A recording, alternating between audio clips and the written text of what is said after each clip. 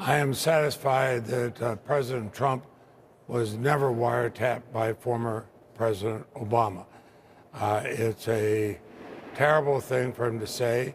He ought to apologize to the American public. He ought to apologize to President Obama for not telling the truth.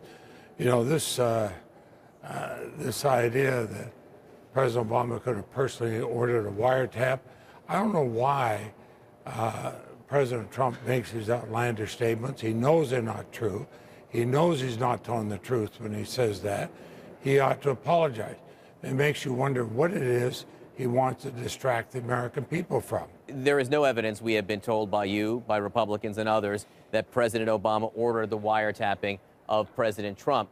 But you get Trump allies who say, yeah, but there was surveillance that maybe it picked up Trump associates. Now, I know that is not what President Trump initially claimed. That is not what he claimed in those tweets. You know, full stop right there.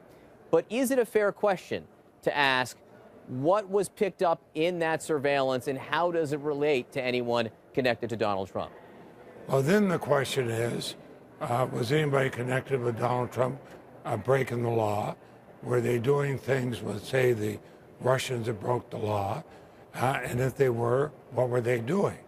That's a lot different than what President Trump claimed. Now, every time he gets pushed back on a claim and it's shown that what he said wasn't true, he said, well, what we really meant was, or you have his press secretary going, air quotes, air quotes, air quotes.